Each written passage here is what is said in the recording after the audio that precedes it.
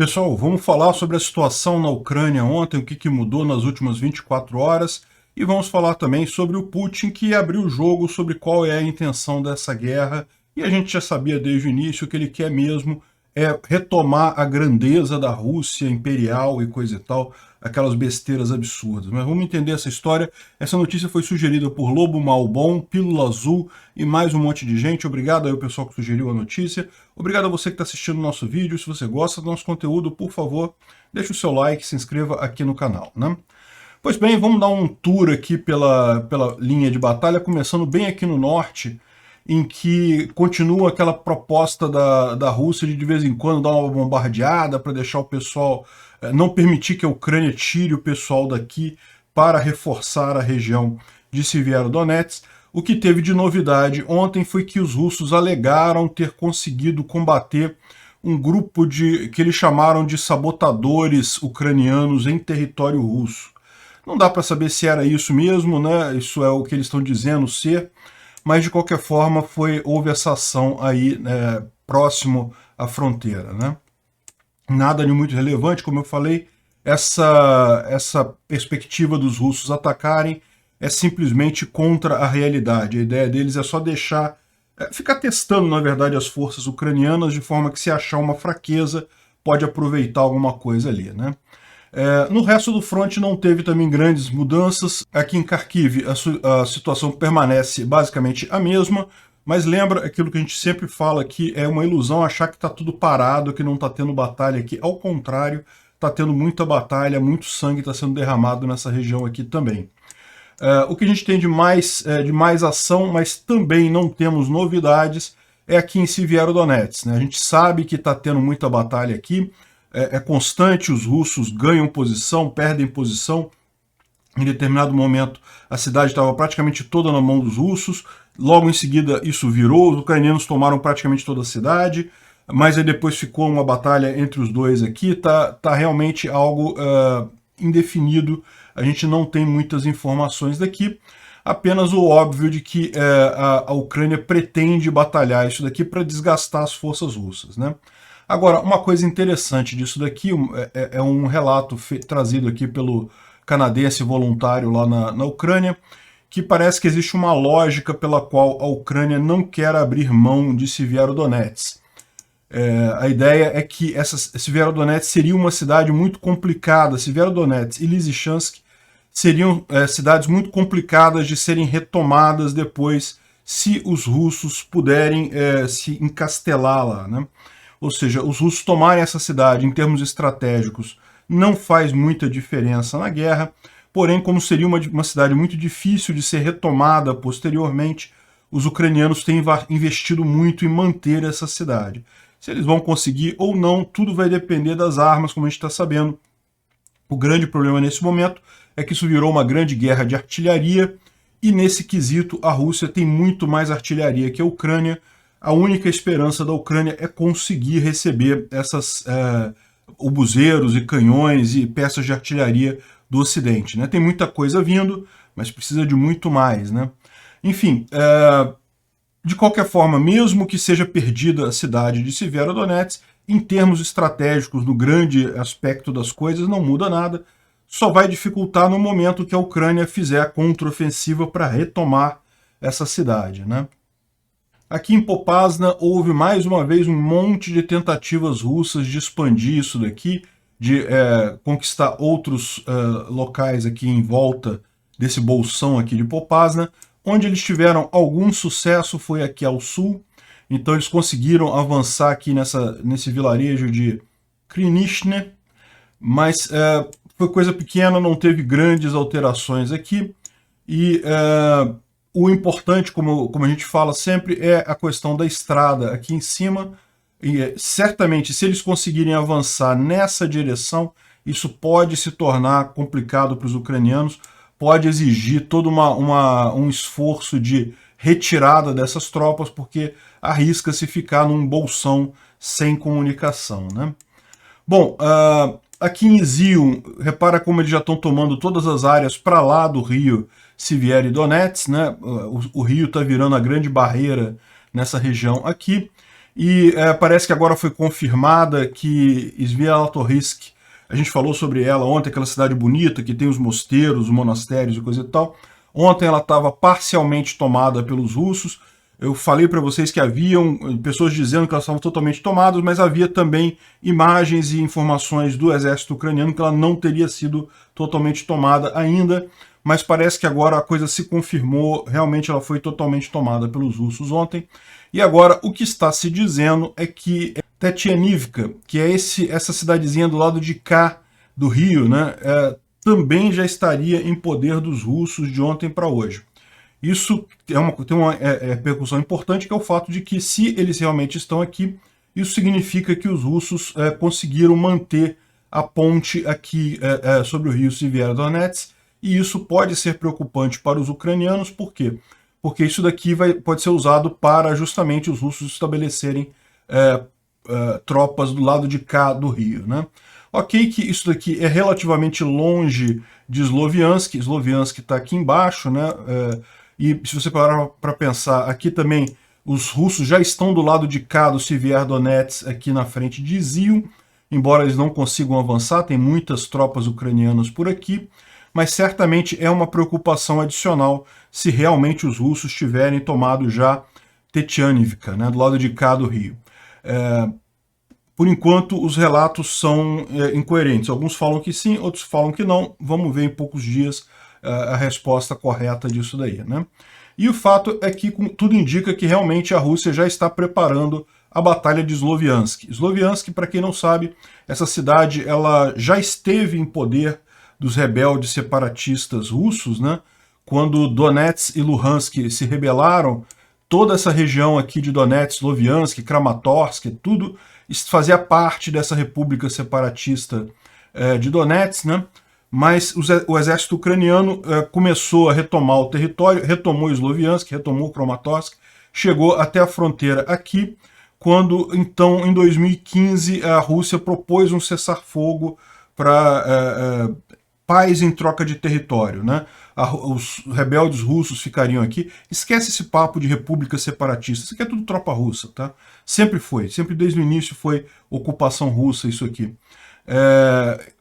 Mas então a Rússia prometeu paz em troca de manter essa fronteira, né? E é um dos motivos pelos quais a gente fala que não adianta agora um cessar-fogo. Ah, não, vamos admitir que a Rússia ficou só com essa parte aqui e tá tudo bem. Não, não adianta, né?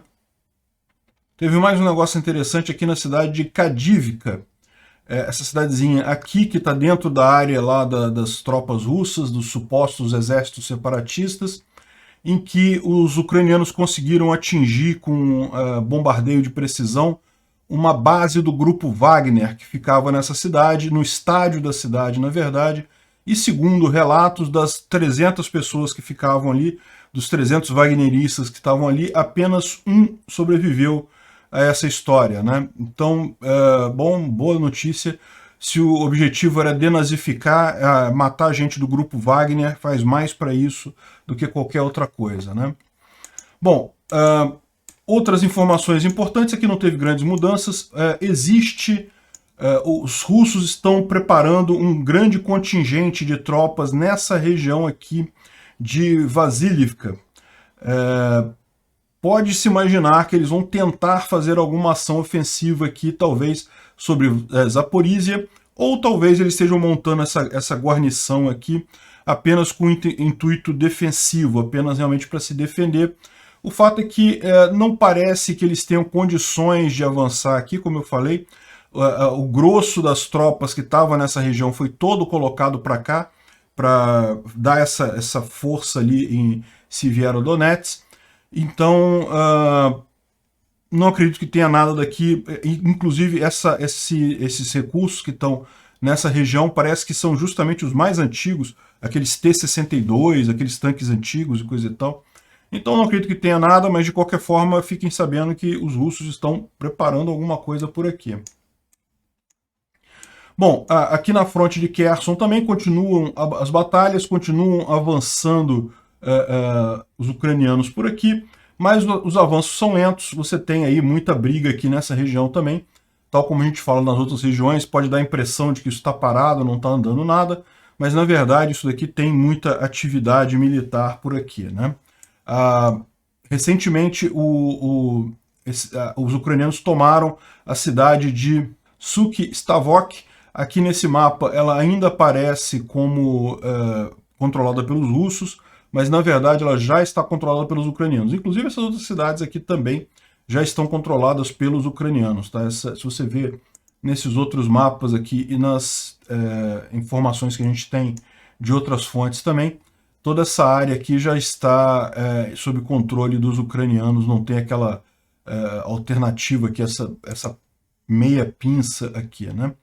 Então é aquele negócio, realmente aceitar cessar fogo, aceitar congelamento, isso é totalmente fora de questão, apesar de que a gente sabe que os russos querem, na verdade, é o petróleo ucraniano, né? No final das contas essa é mais uma guerra por petróleo, é mais uma guerra de ocupação de território, simplesmente, e o petróleo ucraniano está principalmente em Poltava, ou seja, nessa região aqui, que ainda está bastante segura nas mãos ucranianas, mas de qualquer forma, essa região aqui é uma região importante para a Ucrânia, possui muito minério de ferro, por exemplo, e é uma zona muito industrial, apesar de que o fato de ser uma zona industrial meio que não quer dizer muita coisa, né? Justamente pela questão da guerra, por exemplo, as indústrias que haviam em Luhansk e Donetsk praticamente acabaram todas, né? Nada sobreviveu aqui nesse bolsão ocupado pelos russos aqui, e muito provavelmente esse será o destino de todo esse resto aqui que está sob ocupação russa, a menos que a Ucrânia consiga retomar, né? Bom, o Instituto para Estudo da Guerra, eles ressaltam algumas coisas que a gente já falou ontem, por exemplo, a questão de equipamentos antigos, já no limite da validade, né?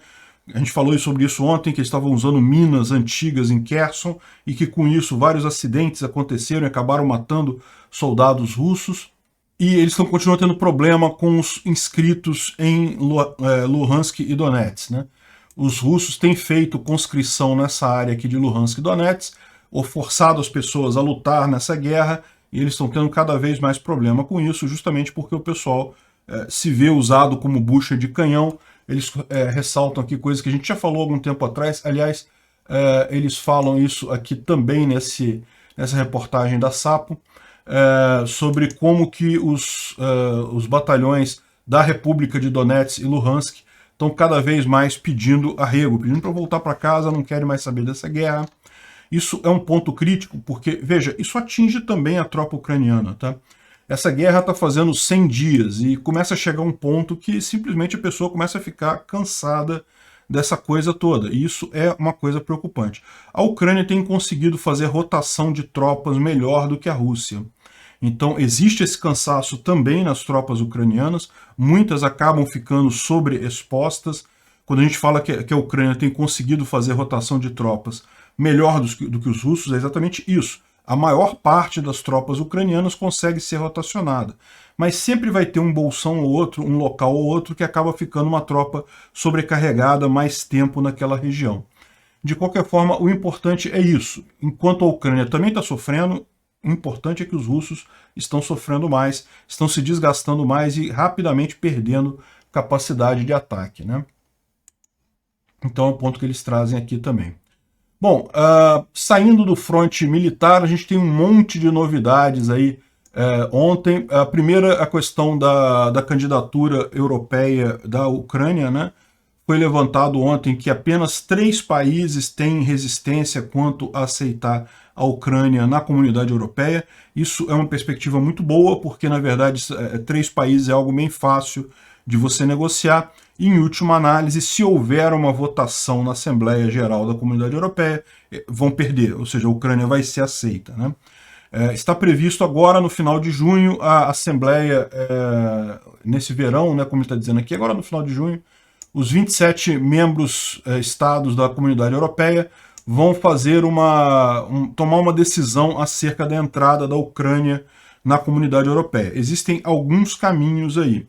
Pode ser que eles simplesmente aceitem a candidatura da Ucrânia para iniciar o processo. É um processo longo, tem um monte de burocracia e coisa e tal, mas a expectativa é que eles aceitem isso, já a candidatura da Ucrânia o que eles chamam de fast tracking, né? Ou seja, uma coisa mais ágil, um processo mais ágil de aceitação da candidatura. Lembrando que a candidatura da Ucrânia na Comunidade Europeia ela já esteve muito perto de se concretizar, lá em 2014, daí houve toda a guerra e coisa e tal, e daí isso foi negado ao longo desse tempo, muito em função dos países alegarem justamente que havia conflito, países com conflito em aberto não poderiam ser aceitos na Comunidade Europeia, aquele negócio todo. Só que o pessoal tem lembrado muito bem que o Chipre entrou na Comunidade Europeia exatamente nessa situação, né? O Chipre, para quem não sabe, é uma ilha soberana no Mediterrâneo, só que existe um movimento separatista no norte do Chile que, de novo, não tem nada de separatista interno, é a Turquia que reclama a propriedade sobre o Chipre, então a Turquia mantém esse separatismo no norte do Chipre. É uma situação até parecida com Rússia e Ucrânia, né? E então o Chipre faz parte da Comunidade Europeia, mas só a parte que não está com esse exército separatista. Então, o que está acontecendo lá no Chipre é que a parte sul está se desenvolvendo muito rápido, economicamente ficando muito bem, enquanto a parte norte virou um deserto, com tudo atrasado, porque não consegue entrar, não consegue participar do comércio, né? E é mais ou menos o mesmo que a gente vê aqui na Ucrânia, nessa região separatista que está morrendo economicamente desde 2014, com essa brincadeira russa de querer conquistar terreno, né? Então tudo indica, então existe essa possibilidade de aceitarem a Ucrânia de qualquer forma como candidato, e daí já tanto a Moldova quanto a Geórgia já pediram também. A Moldova é esse país aqui, que da mesma forma tem a região da Transnistria, e a Geórgia é esse outro país aqui, que tem de novo a Ossétia do Sul e a Abcásia também invadidas pelos russos. Então, esses três países, na verdade, vão ser analisados nessa reunião. Agora, se não for a candidatura plena, o início da candidatura para esses países, existe uma outra alternativa que eles estão estudando, que é uma espécie de associação à Comunidade Europeia. Seriam países nível 2 da Comunidade Europeia. Eu não gosto muito dessa opção, a menos que ela seja vista como uma etapa preliminar para se tornar um país membro com plenos direitos da Comunidade Europeia, né? Enfim, a gente deve ter isso nesse verão, e tudo indica, pela disposição dos países, tudo favorece a Ucrânia nessa votação, né? Bom, agora a grande novidade que a gente teve nessa história toda foi o Putin abrindo o jogo numa entrevista com jovens empresários lá em São Petersburgo. Ele abriu o jogo, falou que, olha só, não quer saber do negócio? A questão toda é a seguinte: eu acho que a Rússia tem direito a todos os territórios que eram dela no século XVIII, e a gente está só fazendo isso. O que ele falou exatamente, né? Ele falou que o Pedro o Grande, o primeiro imperador da Rússia, foi ele quem tomou São Petersburgo, né, tomou dos suecos. Na época, os suecos eram uma potência militar muito forte ali, boa parte da Europa pertencia à Suécia, e os russos foram lá e tomaram São Petersburgo. São Petersburgo, essa cidade aqui, ela estava em poder sueco. Hoje a fronteira da Rússia é essa linha aqui, ou seja, os russos tomaram essa cidade, toda essa parte aqui, dos suecos. A Finlândia também estava toda no poder da Suécia, coisa e tal, e todos esses países daqui também. E por que Putin achava que São Petersburgo fazia parte da Rússia? Bem, porque muito antes, quando havia o Império de Kievan Rus, antes dos mongóis atacarem a Rússia, muito antes da formação, portanto, do Estado russo, o povo vivia nessa região toda aqui, o que inclui também todos os países bálticos, a Polônia, Bielorrússia, uma boa parte do leste da Europa aqui, né? Então, segundo Putin, o que o Alexandre o Grande fez foi retomar o território russo, e ele falou especificamente que é o mesmo que estamos fazendo com a Ucrânia, né? Ou seja, estamos só retomando o que já era nosso e coisa e tal. Isso é curioso, porque nos primeiros vídeos que eu fiz sobre essa guerra, acho que ainda em fevereiro ainda esse vídeo, eu falei explicitamente que o Putin queria ser Pedro o Grande, queria se comparar a Pedro o Grande, o cara que unificou a Rússia, que conquistou um monte de território, coisa e tal, mas no final das contas ia acabar aparecendo o Nicolau II, que foi o cara que destruiu a Rússia, né? Que entregou a Rússia para os bolcheviques. E olha só que coisa, o que exatamente o Putin falou é isso daí, que ele está se vendo como Pedro o Grande. Isso, pelo menos, tem a vantagem de deixar para a gente claro sobre o que é essa guerra, né? A gente vem falando desde o início isso.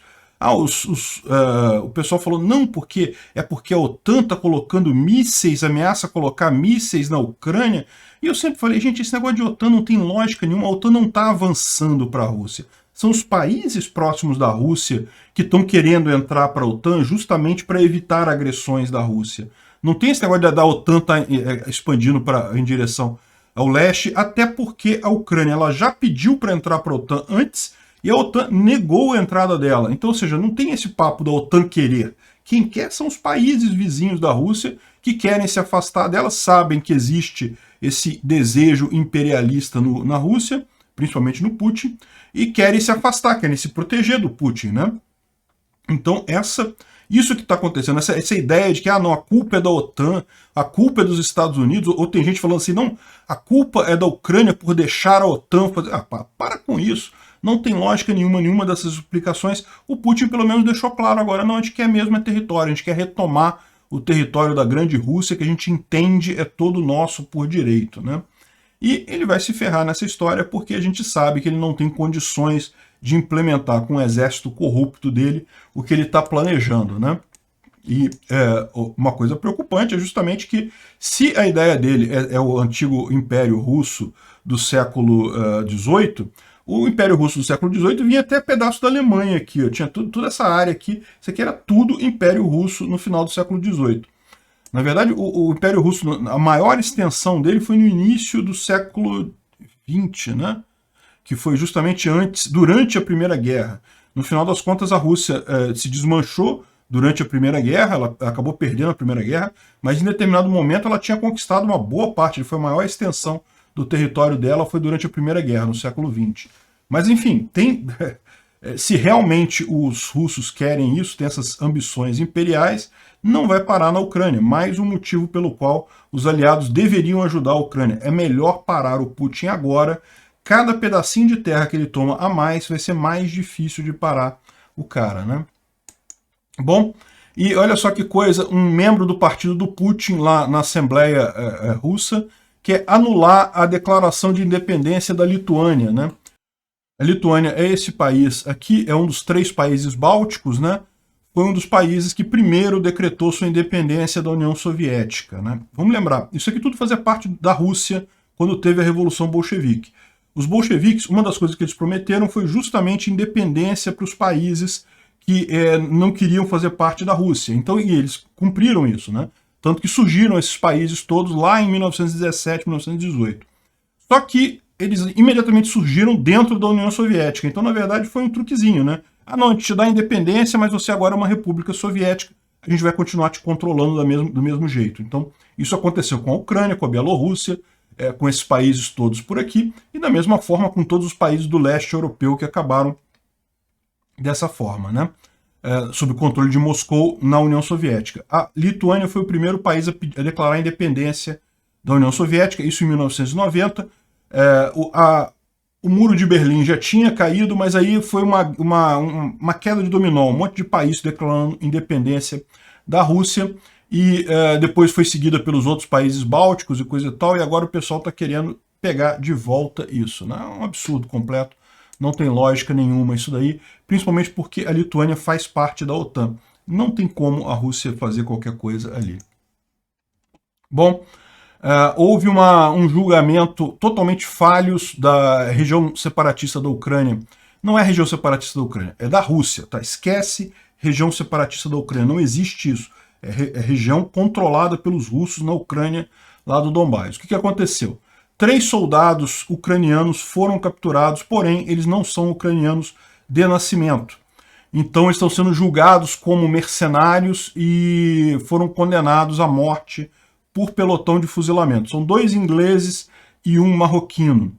E o problema dessa história toda é que, na verdade, mercenário não é apenas pessoa estrangeira num país. Esses caras, eles fazem parte das Forças Armadas ucranianas, eles se alistaram nas Forças Armadas ucranianas, eles são casados com pessoas na Ucrânia, ou seja, todo mundo ali é ucraniano, na verdade. O fato de eles terem nascido em outro país não quer dizer isso, não quer dizer nada. Então, para ser mercenário, você tem que ser de uma força realmente que está trabalhando por dinheiro. É muito diferente de você ir lutar no exército de um país, que é o caso dessas pessoas aí, né?